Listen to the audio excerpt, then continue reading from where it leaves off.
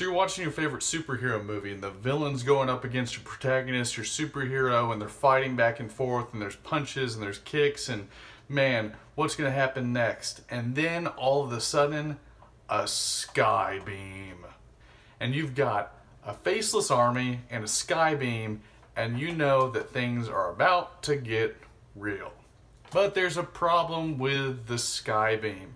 And anyone who's watched the superhero movies in the last 15 years, anybody who has watched videos about the movies in the last 15 years knows that there's a problem with all your Marvel movies where like 75% of them have some sort of sky beam and faceless army that they face in the third act. But the actual problem with the sky beam isn't necessarily that it's another sky beam. It's that the stakes have now been raised to where the entire world is in peril. And if the entire world's in peril, then where do you go from there? So for the Marvel movies, you obviously run into the problem of, hey, all these superheroes came together and there was a sky beam and it was important because the world was going to end. And then you have these individual movies and obviously everyone's wondering, where's the rest of the superheroes? This seems to be a pretty significant and serious problem. They might want to join in. But the real problem, the real issue is the next movie has to somehow one-up that, right? That now we've got this issue where the Earth is in peril, we had to save the world again, but the next movie, you save the world again, and then you save the world again. It's got to be bigger and badder and more significant. So in a movie or book of another genre, it may be that there's a global conspiracy, or there's something that could bring down the entire United States, or some secret is going to ruin the entire kingdom. And these are big stakes, or some secret's going to ruin the entire family or a small town. And these are big stakes in the story. But if you're any sort of serial or series or continuation of a story, then you're stuck in the problem of where do we go from here? What's next? Because it feels like you've got to go bigger than the time before. And if you're in a long-running series, then it becomes very easy to jump the shark. This happened obviously in Happy Days, where the Fonz literally jumped the shark. That's where the phrase comes from, where you've got a series that's going so long that you've got to do something bigger and better to keep the interest, keep the audience engaged. So one of my favorite series, and I say one of my favorite TV shows is Supernatural. And it's in its 15th and final season. 15 years, a decade and a half of television, of 23 episodes per season. I mean, that's a lot of episodes. Eventually, you're going to get to a point where things feel stale. And so it makes sense that in the later seasons, you are really upping the stakes. You've got 15 season finales where it's got to be something that shocks the audience and makes you want to watch the next season. And you've got 15 of those. From the point where the first season goes from finding out that these werewolves and vampires are real to season 13 or 14 where you're saying, did you know that the alternate Earth reality Archangel Michael is more dangerous than the real world Satan Lucifer? Those are very different questions, very different themes and topics. And obviously you're going to get into an idea where things can become stale over a long period of time. However, though, it is super dangerous. I just finished reading the book called The Fix by David Baldacci, and it's the third book in the Memory Man series with Amos Decker. So we're 3 books into this. The first book was him as a recovering, depressed detective who's just doing private eye work because his family's been killed and he's in the depths of despair.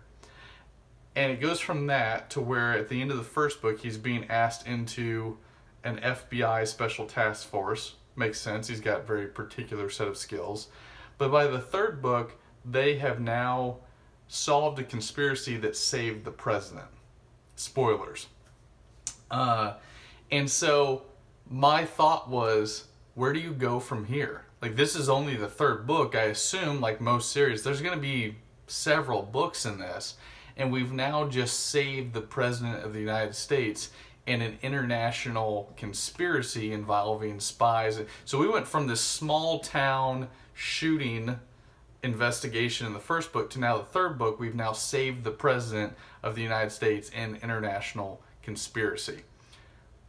If you raise the stakes that high, that fast, we now get to a point where, of course, the plot matters because it's such a big concept of the nation being destroyed or the president being killed or the world being in peril.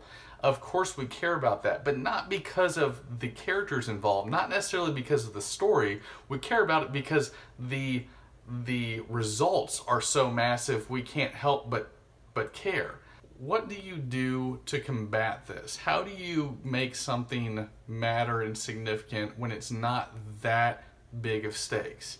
How do you keep from having to destroy your world or destroy a family or, just these massive, kind of not cheating, but just these plots that are so big and so bold and so shocking that they draw you in, and then you've got to somehow up the ante in the next story. So a movie called Spider-Man Homecoming came out, and this was years into Marvel movies. In the Marvel movies where the world's always in peril, the world's always going to end.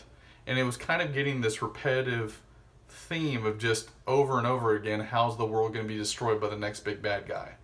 So Spider-Man Homecoming came out, and it was praised by a lot of people because the villain was this small, relatable villain. He was a bad guy, but you could understand his motives and why he did what he did. And Peter Parker was just a kid in high school trying to take care of his neighborhood. He was trying to be the friendly neighborhood spider. And spoilers for anyone who hasn't seen this movie yet, so you can go ahead and fast forward. Peter Parker is facing against the Vulture. And the Vulture is someone who lost his job because of the city being destroyed by the aliens during the first invasion. And he just wants a piece of the action. There's alien technology, so he starts selling that. And Peter Parker is trying to stop him from this black market sale of the alien technology and weapons. And in the meantime, he's going through his normal high school stuff where he's got a crush on this girl in high school, and he's just wanting to ask her to the homecoming dance. And this is a very small, relatable issue that most people understand and can recognize versus the whole, what do I do with the weight of the world on my shoulders, which most of us have not ever faced. But most of us can relate to trying to fit in high school. And so he goes to actually pick up this girl for the homecoming dance, and when he opens the door, who should be her dad but the Vulture? And a lot of people saw this coming. I personally did not, and I reacted with, oh crap. It was so intense. He'd been trying to stop this guy who'd been trying to kill him, and then it turns out to be the dad of the girl he likes in school. And so then they have this humorous yet super intense talk in the car where she goes into the dance ahead of him, and now you've got this villain talking to the superhero, and they know who each other are now.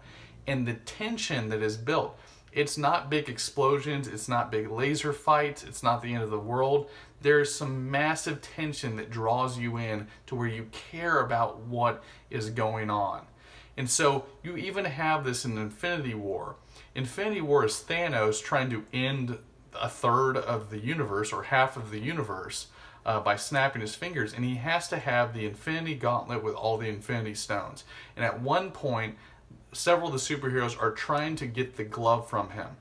So at this point, there's not, even though we have this overall looming end of the world situation, we have a very intimate struggle and conflict to where if they can just get this gauntlet, this glove off of his hand, they might be able to stop him. And in the midst of doing so, you can see it slip, and you can see there's tension building. Can they get this glove off of him? And they get to a point where they almost have it off. and then Star-Lord loses his mind because of something personal, and the woman he cares about, Gamora, that Thanos is talking about. And so you have the actual personal conflicts affecting the major overall conflict, and in that way it makes something massive with huge stakes become much more intimate and personal and something you care about. I think that you can do this in a lot of stories. Is something can be massive and make a lot of tension when you know the characters well and you know how much something matters to them. And this could be family drama, this could be romance, this could be fantasy, this could be science fiction, whatever. But if you have compelling characters who the audience or the readers care about, any struggle that they have is going to matter to your reader and your audience.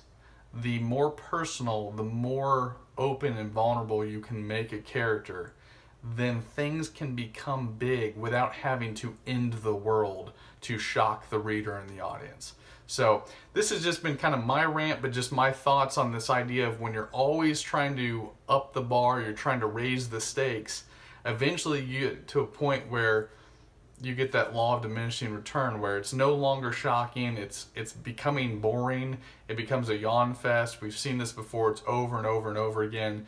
And so if we can make the villains or the conflicts, the tension, the drama more intimate, more personal, I think it can have a very good effect on the story. So as always, my name is Mark Taylor. Until next time, keep reading, and you are more valuable than you could possibly imagine.